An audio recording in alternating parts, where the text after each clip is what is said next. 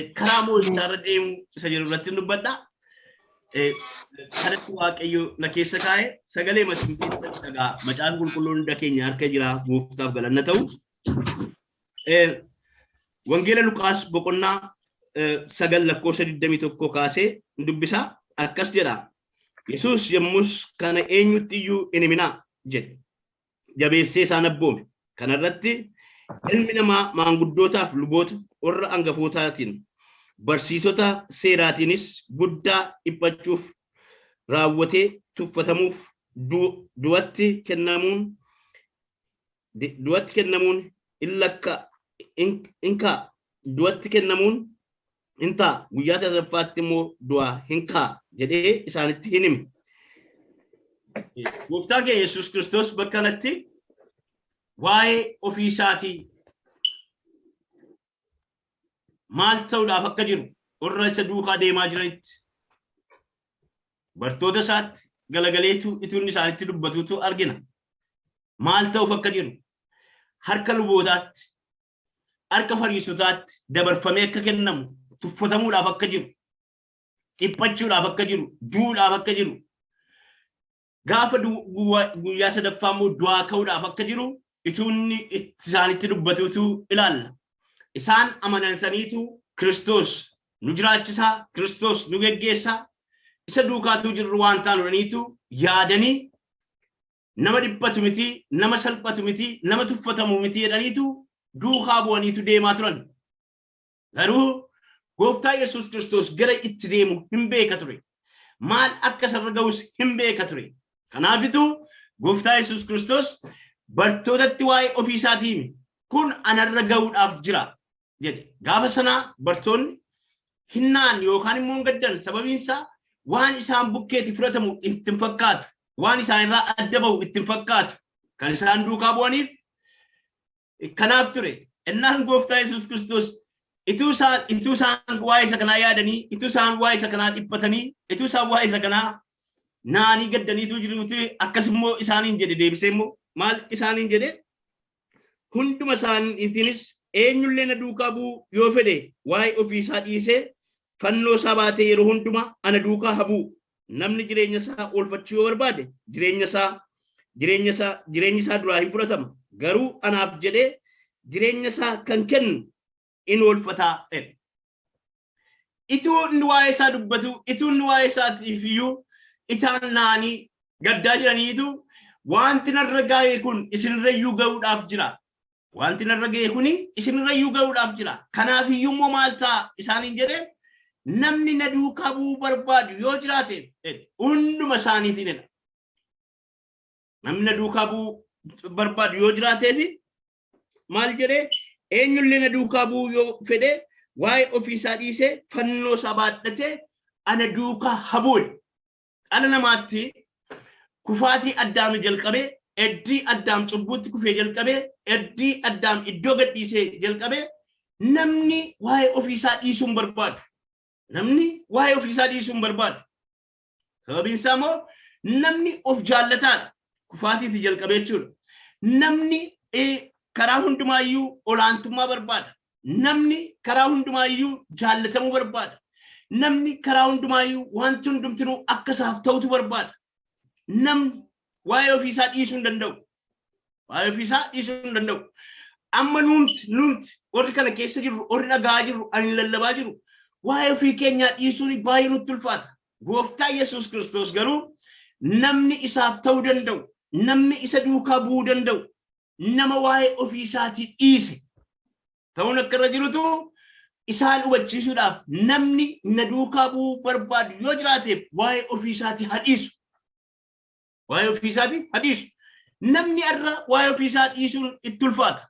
Akkuma isiniin jedhe Addaam guyyaa kufee kaasee yookaan immoo Addaam kufaatii keessa eddii seenee kaasee namni of jaallataadha. Namni ofiisaatu barbaada. Namni waan hundumaatti karaa hundumaa ofii milkaa'ina barbaada. Karaa hundumaa ol of qabuu barbaada. Karaa hundumaa mul'achuu barbaada. Karaa hundumaa jaallatamuu barbaada. Karaa hundumaa argamuutu barbaada. Kanaafitu Gooftaa Yesuus Kiristoos immoo faallaa kanaatti namootatti maal jedheeni namni yoo na duukaa bu'uu barbaadeef jalqaba irratti waa'ee ofiisaa haa dhiisu. Galgala kana waa tokko isinitti obboloota ko. Waa'ee keenya hadhiisnu. Dhaamsa isinii dhaamu. Ergaa isinitti dubbadhu. Raajiin isinitti dubbadhu galgala kana waa'ee ofii keenya hadhiisnu. Namni yoo waa'ee ofiisaa dhiise Kiristoosiif ta'uu hin danda'a. Namni yoo waa'ee ofiisaa dhiise fannoo isaa habaadhate Gooftaa Yesuus Kiristoos. Fannooni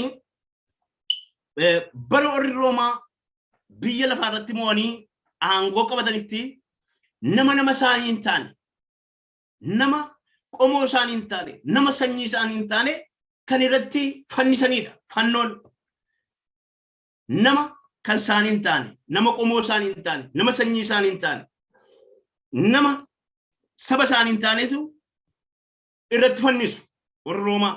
Fannooni ulfinaaf hin baatamu.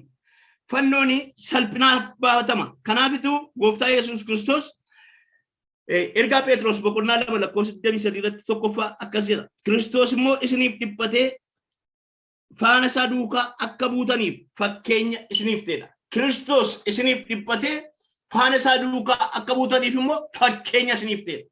Gooftaa Yesuus Kiristoos gaara Golgotaatti gaafa ol ba'ee gaafa fannifamuudhaaf fannisuudhaaf geessanii fannoo isaa ofiisaatii baadhate. Fannoo isaa ofiisaatii baadhate.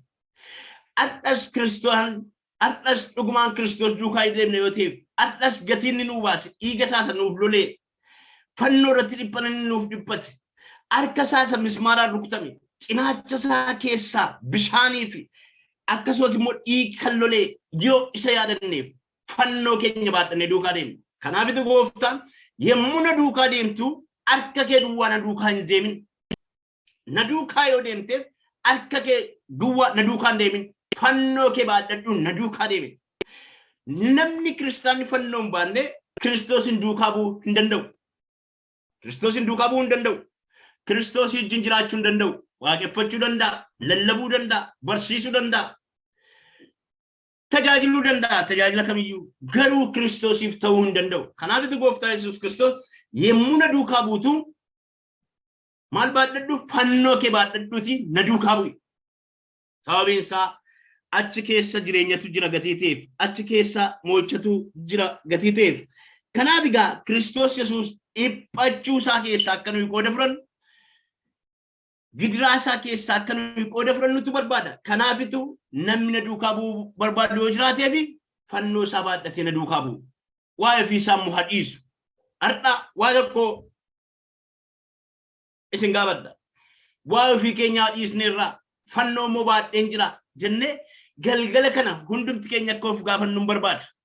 Bara keenya kana keessaa wangeelli badhaadhinaan kan guuteedha. Wangeelli hinceedhaan kan guuteedha. Wangeelli akkaataa biraatti lallabamu. Dhiphinni akka hin jirretti, gidiraan akka hin jirretti kiristaana ta'u. Kanaaf obboloota tokko waa tokkoon isinitti himaa. Karaa Kiristoos darbe keessa darbuun kiristaanaaf hin ta'a. Gooftaa Yesuus Kiristoos karaa keessa darbe keessa akka nuyi darbitu barbaada. Kanaafitu namni na duukaa bu'u yoo jiraateef, yoo fedheef, yoo barbaadeef waa'ee ofiisaa hadhiisu. Fannoo isaa immoo baadhatu. Ana duukaa immoo adeemu. Har'a maal keessa jirra laata? Waa'ee ofii keenyaa dhiisneerraa fannoo baadhannee jirra. Moo harka qullaa deemaa jirra. Harka keenya qullaa akka nuyi deemnu hin barbaadu. Fannoon ulfinaaf hin baatamu akkuma isinitti hime ergaa Phexros ammasii isa duraa boqonnaa 2 irratti fannoon ulfinaaf hin baatamu. Gooftaa Yesuus Kiristoosin yeroo sanatti maal godhanii tuffachuudhaafitu yookaan immoo irratti isa fannisuudhaafitu baachisanii deemsu turan. Ulfinaan miti. Garuu immoo dhumni fannoo ulfina malee salphina immoo miti. Kanaaf harka qullaa deemaa jirra immoo fannoo baadhannee deemaa jirra. Waa'ee ofii keenyaa dhiisneerra immoo waa'ee ofii keenyaa baadhannee deemaa jirra. Kanaaf maal keessa jirra isa jennu yaada eeggachaa deemuun baay'ee barbaachisaadha. Kanaaf egaa of ganuun baay'ee barbaachisaadha yookaan waa'ee ofii dhiisuun. Inni lammaffaa immoo fannoo baadhachuun baay'ee barbaachisaadha. Fannoo baadhachuun baay'ee barbaachisaadha. Akkasumas immoo guyyaatti Kiristoosin duukaa bu'uu qabna. Har'a jalqabnee boriin dhiisnu. guyyaatti akka nu duukaa deemnu guyyaatti akka nu isa duukaa deemnutu barbaada. Kanaafitu barreessaan Ibrootaa obboleessi koo sila walakkaa sana faarsee dhagaa afuurri waaqayyoo tokkumaa barreessaan Ibroota boqonnaa 12 lakkoofsa 2 irratti maal jedha? Akkas jedha. Yesuus isa amantii keenya jalqabee fiixaan baasu sanatti ija hin buqqifatinaa. Inni gammachuu fuula isaa dura jiru sanaaf jedhee fannoo irratti du'uu isaatiif yeelloo isa komaatti ituu hin lakkaa'in obsaan fannoo irratti du'uu hin danda'e. Ergasii gara mirga teessoo waaqayyoo taa'e. Ergasiiti. Kanaaf Kiristoos Yesuus isa amantii keenya jalqabee fiixaan baasutti maal hin ta'inaa? Ija keessan hin buqqifatinaa. Iji keessan Kiristoos irraa hin buqqifatin. Har'a lallabii waldaa kiristaanaa keessa jiru, barsiisi waldaa kiristaanaa keessa jiru, Kiristoos irra ija nama keessaa moo Kiristoos irraatii ija namaa kaasa. Gara Kiristoos nama ilaalchisa moo gara ofiisaa nama ilaalchisa. Gooftaan Yesuus Kiristoos biyya lafaarra gaafa turetti, gaafa lallabaa turetti, gaafa barsiisaa turetti hundumtuu namni isa duukaa bu'u hundumtuu gara waaqayyoo akka ilaalu ilaalchisaa ture. Ergamoonni gaafa Gooftaa Yesuus Kiristoos du'aa kee gara mirga waaqayyootti ol ba'e wangeela lallabuu itti jalqabanii iji nama hundumtuu Kiristoosin akka ilaalu gochaa turan. Har'a iji namaa tajaajilaan eessa nama ilaalchisaa? Namni immoo iji isaa maalirra jira? Jireenyi keenya maal fakkaata laata? Kanaaf inni gaa maal ta'edha? Hin buqqifatinaa jedheetu inni gammachuu fuula isaa dura jiru sanaaf jedhee fannoo irratti du'uu isaatiif yeelloo isarra ga'e homaatti hin lakkoofnedha. Isa fuula isaa duraa ilaaleetu fannoo irratti fannifamuusaa, leeyyoo isarra ga'e, tuffatamuu isarra ga'e, dhiphachuu isarra ga'e, gidiraa isarra ga'e, itti tufamuu isarra ga'e homaa tokkotti iyyuu hin lakkoofnedha. Sababiin isaa moo'icharra jira, karaa moo'icharra deemaa jira, daandii moo'icharra deemaa jira gatii ta'eef. Har'a namni immoo maal barbaada? Ulfina barbaada, kabaja barbaada, ol qabamuu barbaada, natti hin bu'inaa jechuutu barbaada. Kanaaf jireenyi keenya maal keessatu jira? Jireenyi keenya gara kamitti deemaa jira? Kanaaf obboloota koo gammachuu isa fuula keenya dura jiru ilaallee fi fannoo Kiristoos Yesuus baannee duukaa deemuun nu rakkisu. Fannoo baachuun keenya salphinni yoomma jiraate, tuffatamuu yoomma jiraate, jibbamuu yoomma jiraate, akka hin taanetti ilaalamuu yoomma jiraate fuula keenya dura moo'icha jira. Fuula keenya dura ulfina jira. Fuula keenya dura gonfootu jira. Kanaaf karaan nuyi irra deemaa jirru maal fakkaata? Karaa moo'icharra deemaa jirra? Karaa salphinaarra deemaa jirra? Tajaajila ulfinaa tajaajilaa jirra? Kanaaf obboloota koo fannoo keenya baadhannee Kiristoosin duukaa yoo deemneef dhumni isaa gara ulfinaatti, dhumni isaa gara moo'ichaatti nu geessa. Yommuu na duukaa buutu immoo harka kee duwwaa na duukaa hin bu'in. Kiristoos nama harka duwwaa duukaa deemu hin barbaadu. Jalqaba bartootaanitu maal jedhee warra isa duukaa deemaniin, warra isa duukaa bu'aniinitu fannoo isaa baadhatee yaada ofii isaa dhiisee na duukaa bu'e. Bakka biraatti immoo wangeela Maatiyos irratti immoo sabni baay'een itu duukaa deemaa jiru, itu duukaa yaa'aa jirutu, itu wal dhiibaa jiraniitu baay'ina isaanii arge. Har'a waldaa kiristaanaa keessaa namni yoo baay'ateef baay'ina namaatti lakkaa'ama malee Kiristoosin duukaa eenyutu bu'ee jira? Eenyutu Kiristoosiif jiraachaa jira? Namni dhimma ittiin qabu. Aan miseensa 3,000 qaba, 5,000 qaba, 7,000 qaba. Sababiin isaa duuka buutu mataa isaatiiti. Duuka buutu Kiristoos gochaa hin jiru. Duuka buutu mataa isaa nama godhata. Namni har'a tajaajilaan kanaan immoo nama lakkaata. Kanaafitu Gooftaa Yesuus Kiristoos baay'ina namoota sanaa gaafa ilaalee itti galagalee tokko isaan jedhe. Hunduma isaaniitiinidha. Hunduma isaaniitiin eenyullee na duukaa bu'uu yoo barbaade haadha isaaf abbaa isaa na caalaa kan jaallatu, haadha manaa isaaf ijoollee isaa, obboloota isaaf obboleettota isaa ana caalaatti kan jaallatu inni anaaf hin ta'u, inni na duukaa bu'uu hin danda'u. edeetu namna duukaa buuyoo barbaadeef fannoo isaa baadhatee guyyaatti ana duukaa adeemun. Na duukaa adeemun. Arda waan barbaanne duukaa deemna immoo Kiristoos duukaa jireenyatti galuudhaaf Kiristoos irra ija keenya kaannee galmatti galuudhaaf deemaatu jirra. Yeroo tokko fakkeenya tokko isheetti hima. Mucaa tokkotu barnoota barateetu xumura. Barnoota baratee xumuree yuunivarsiitii beetu abbaan isaa qabeenya qaba. Abbaan isaa macaafa qulqulluudhaa fi wanta biraa saanduqa keessa kaayetu kennaa kenneef. Kennaatu kenneef. Mucaan kennaa sana gaafa fudhatu gaafa saanduqa banuu macaafa qulqulluu arge. Qabeenya kee kana hundumaa keessaati guyyaa eebba koo kanatti guyyaan gammachuu koo kanatti ati macaafa qulqulluu kana naa bittee deetu darbatee ammana keessa hin jiraadhu dee dhiisee sokka. Dhiisee sokkee dhaqee hojii qabatee hin milkaa'e hin jiraate. Guyyaa tokko waa'ee beesaa yaada dhaqee ilaaluudhaaf garuu biizii ta'eetu maal godhaa ituun arginaaf.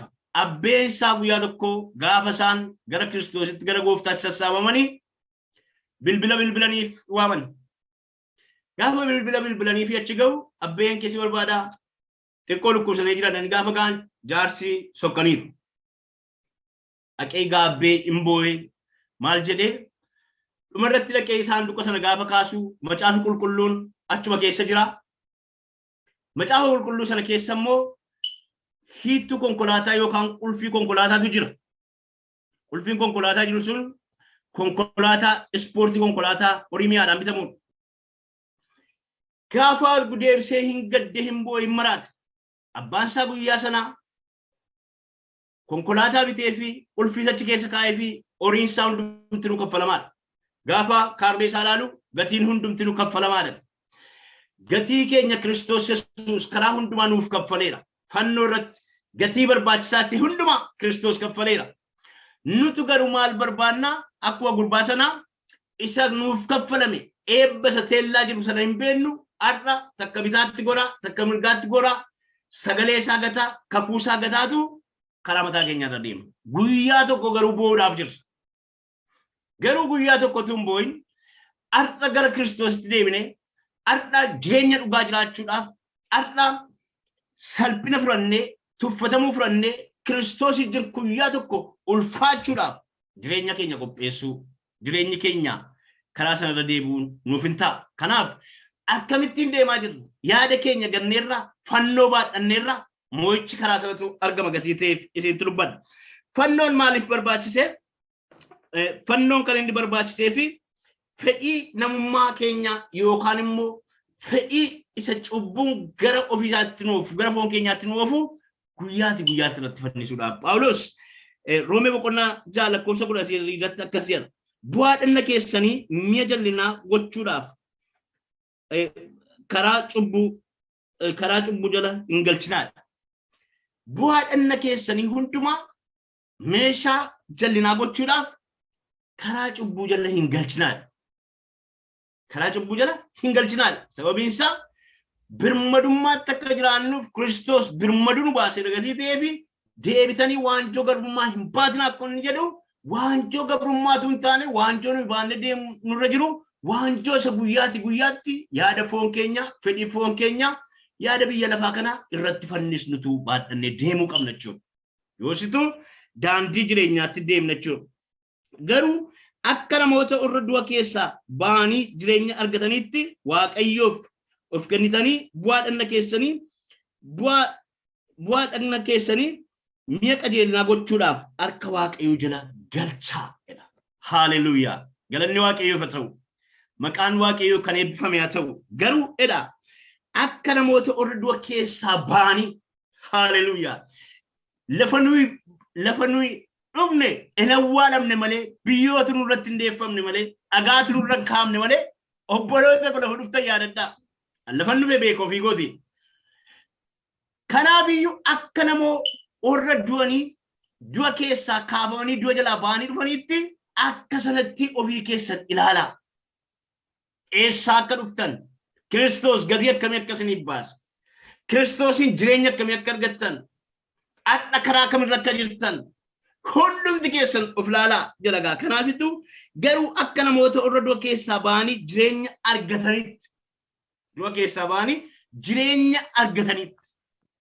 argatanitti karaa eenyu karaa Kiristoos jechuudha.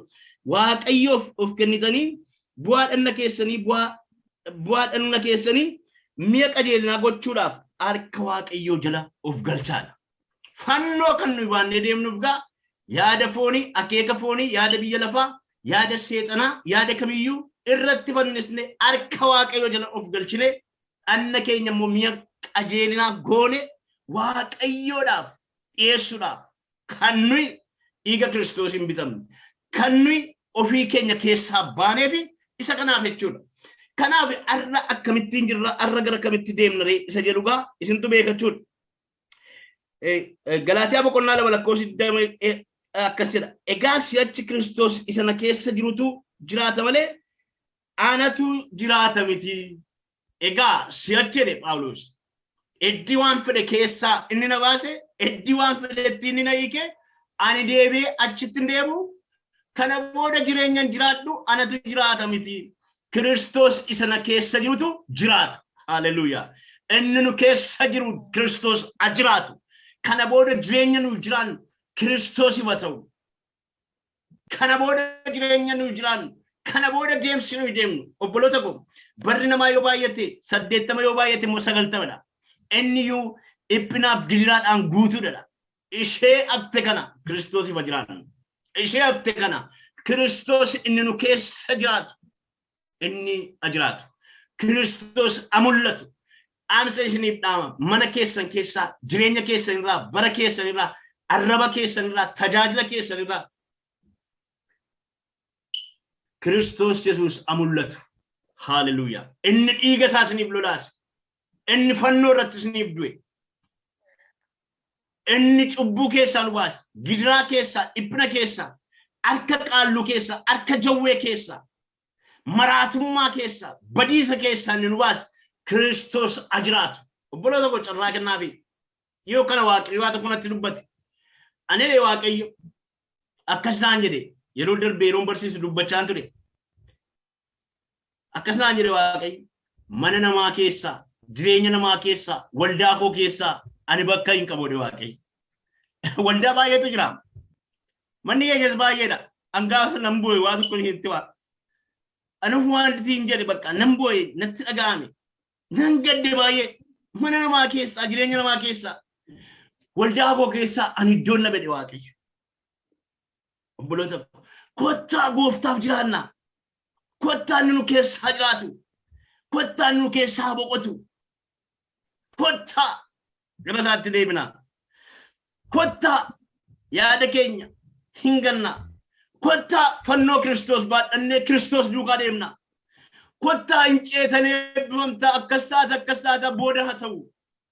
Innoon nufaamu fi masaaniyyuu sagalee Waaqayyoo Maatewos 6:33 irratti akkas jedhani dursaati mootummaa Waaqayyoo qajeelummaa isaa barbaaddadhaa. Waan hundumti nuyyuu isiniif dabalama. Isatti dabalamuuf hin dhiphannu kottaa. Of gannaa kottaa. Fannoo baadhannaa kottaa. Dhiphina isaa yaadachaa, gidiraa isaa yaadachaa, du'anni nuuf du'e yaadachaa. Gatiin nuuf kaffale yaadachaa Kiristoosiin duukaa deemnaa kottaa obboloota. Kottaa gooftaan hin dhufa. Gooftaan dhufee bakkeetti, gooftaan dhufee bakka biraatti akka namnetti kottaa har'a yeroon jira. Jireenya keenyatu ilaalla, guyyaa keenya ilaalla. Kanaaf egaa Phaawulos lafa dhufe gatii beekuufitu akkas jedha.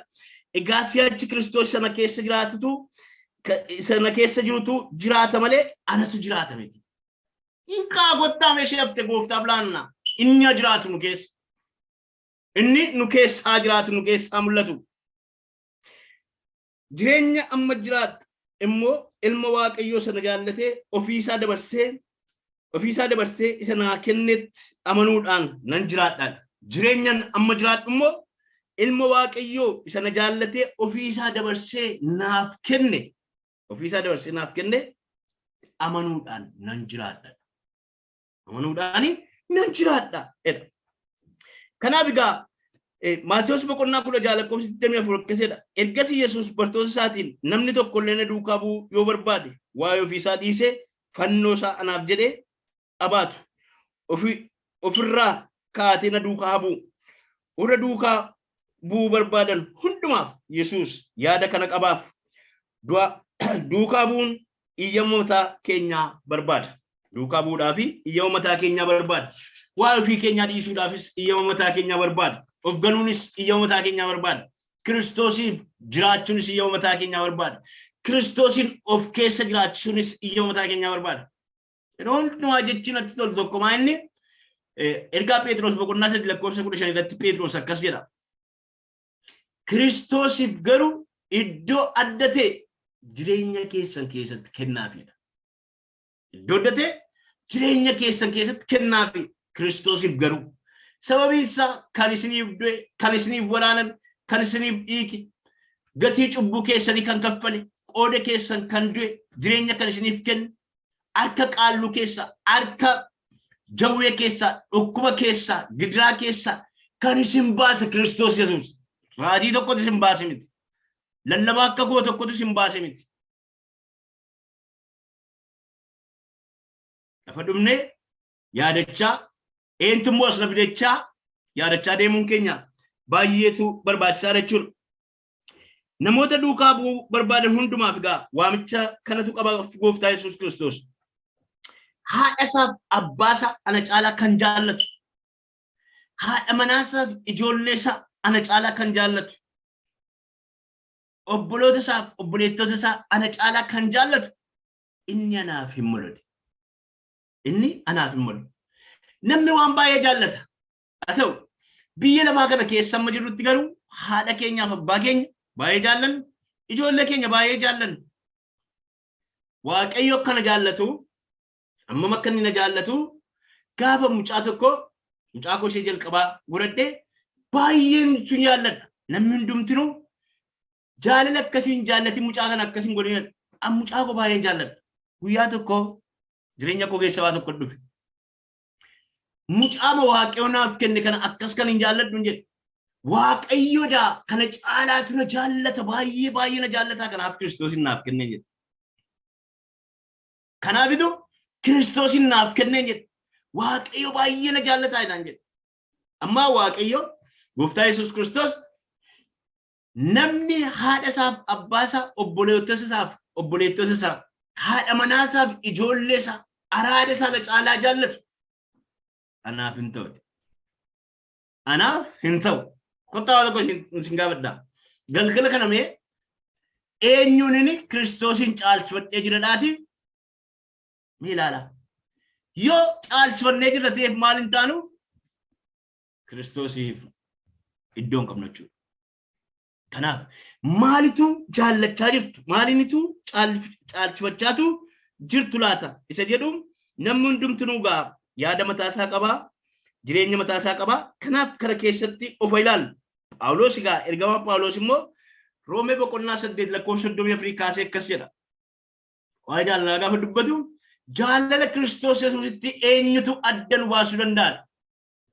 Anamma lallabaan jira. Namni baay'een jecha kana lallabuu danda'a. Garuu jaalalli Kiristoos Yesuus jireenya keenya dhuunfateera. Jaalala Kiristoos Yesuusitti eenyutu adda nu baasuu danda'a?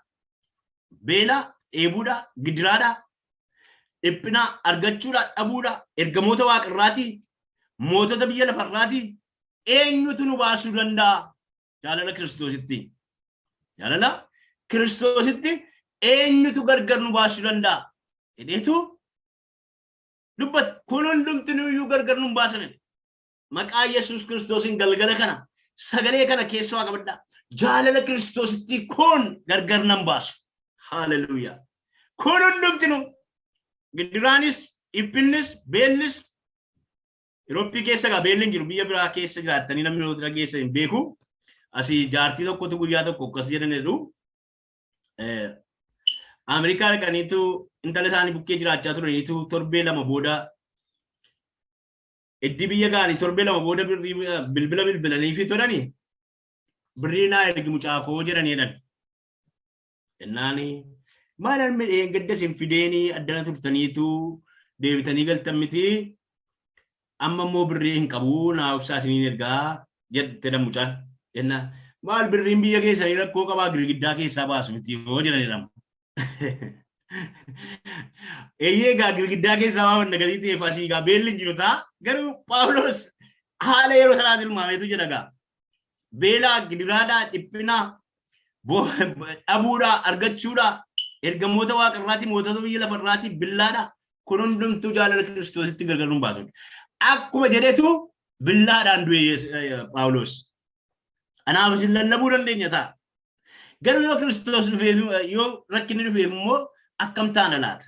Kanaaf jaalalli Kiristoos Yesuus jireenya keenya dhaalaa deemu. Jaalalli Kiristoos kan inni jireenya keenya dhaalaa deemu yoo waa'ee ofii keenyaa dhiistu. Yoo fannoo keenya baadhannee deemne.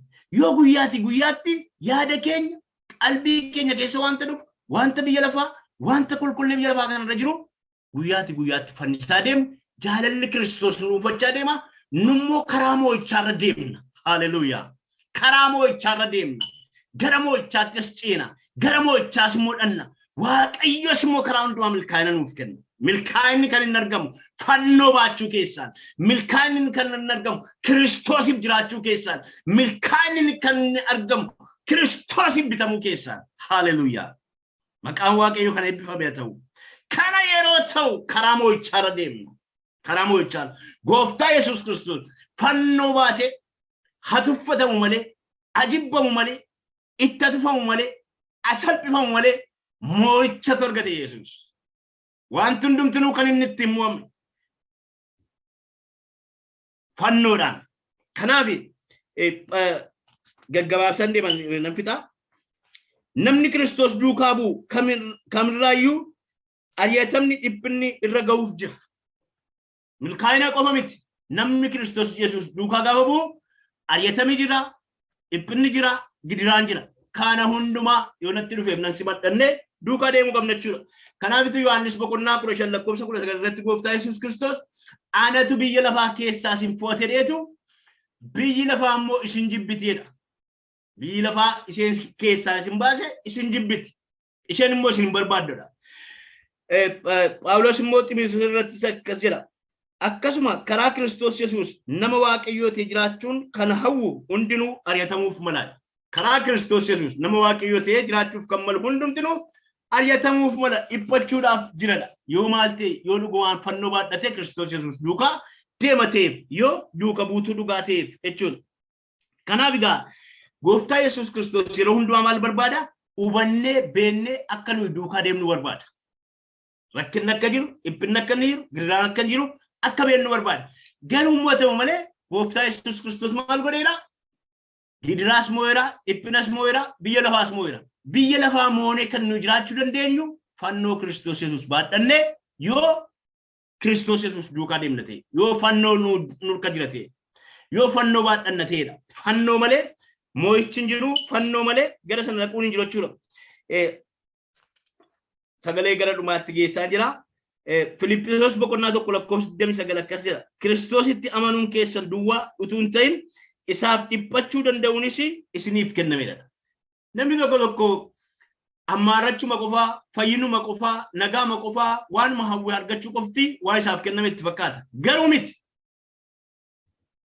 Sagalee kana gaafa dubbatu Phaawulos akkas jedha. Kiristoositti amanuu keessan duwwaa utuu hin taane ituu hin ta'in isaaf dhiphachuu danda'uunis isiniif kennameedha. Fayyina qoftaan miti kan isiniif kenname dhiphachuudhaafis immoo qoodii isiniif kennameera. Isaaf dhiphachuunis immoo isiniif kennameera deetu dubbata. Kanaaf an Kiristoosiif dhiphachuun naaf hin ta'a. Yeroo tokko namni waama xiqqoo tokkoofitu gooftaa kana immoo dhiisee gara biyya lafaatti deebi'a. Sababiin isaa harka duwwaa deemaa ture. Fannoon qabu. Sababiin isaa ofii isaa hin ganne, yaada isaa hin ganne, jireenya mataa isaa keessaa hin baane gatii jechuudha. Kanaafitu kan waamamu baay'eedha. Kan hafan garuu kan fooman garuu xinnoodha. Kan waamaman baay'eedha. Adda nama baay'ee utuu waaqeffata. Itoo ari'atamee tokko dhufee namni gooftaa duukaa hin hafaa'u. An biyya arabaa keessan jiraachaa ture baay'ee. Orri nu dura turan gatii akkamii akka baasan nan beeka. Nus gatii akkamii baasaa akka turre keessumaa namoonni biyya Islaamaa keessa turan hin beeku. arra ijoolleen keenya arra jireenyi keenya gatii baasuudhaaf qophiidha. Dhiphina isaa keessaa hirmaachuudhaaf qophiidha. Kanaaf iyyuu karaa Kiristoos Yesuus moo'ichatu argama. Fannoo baadhatanii deemuun yaada ofii ganuudhaan karaa moo'ichaarra deemuun qabna jechuudha. Gooftaan Yesuus Kiristoos gara dhumaatti geessa dhuma irratti moo'ichaan itti xumure. Gooftaan Yesuus Kiristoos moo'icha akkamiitiin Qolaasiyaas boqonnaa 2 lakkoofsa ergaa Qolaasiyaas boqonnaa 2 lakkoofsa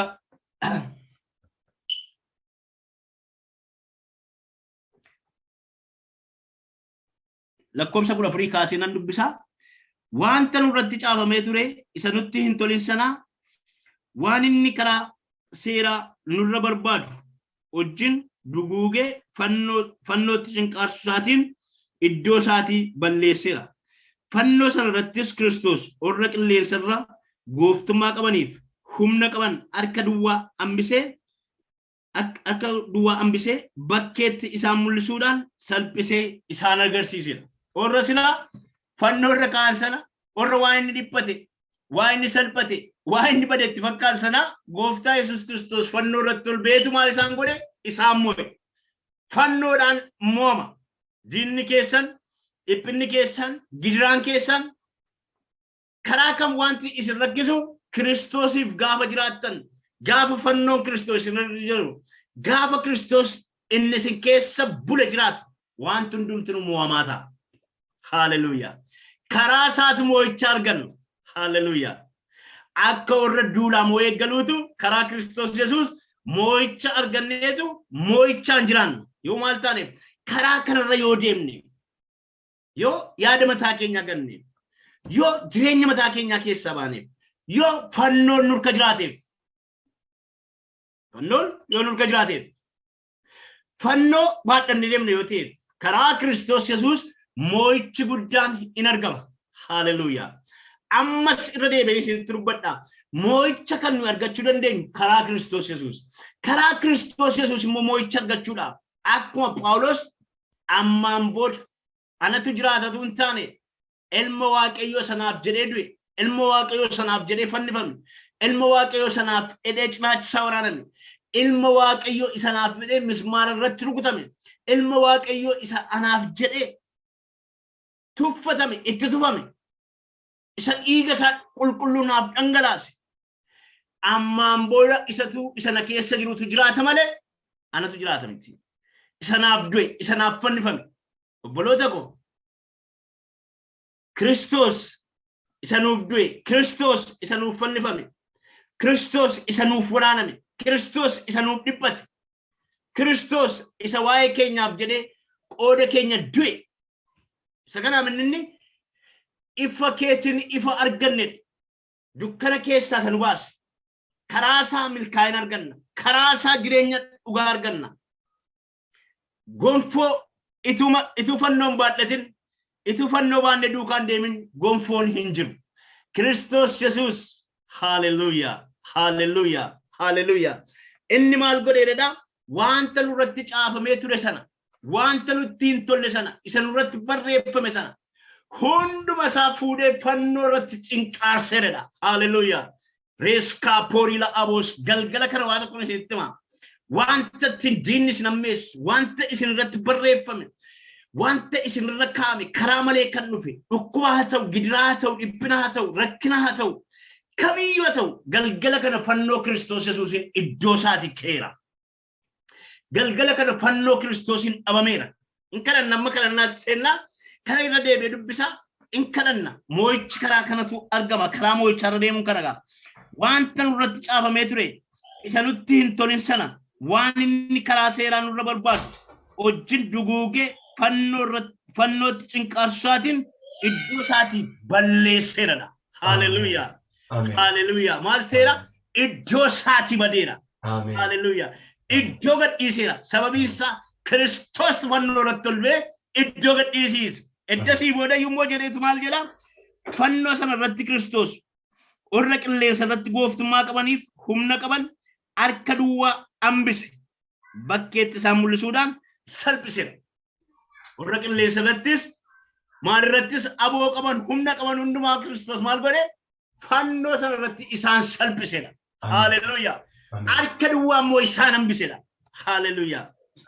Galgala kana moo'icha dhabde karaa isin argattan karaa Kiristoos Yesuus fannoo baachuudhaan Kiristoos wajjin deemuudhaan Kiristoosiif jiraachuudhaan Kiristoosiif iddoo kennuudhaan galgala kana mana keessan keessatti jireenya keessan keessatti bara keessan keessatti guyyaa keessan keessatti lafa hojii keessanitti ijoollee keessanitti Yesuus Kiristoos ol jedhee mul'atu.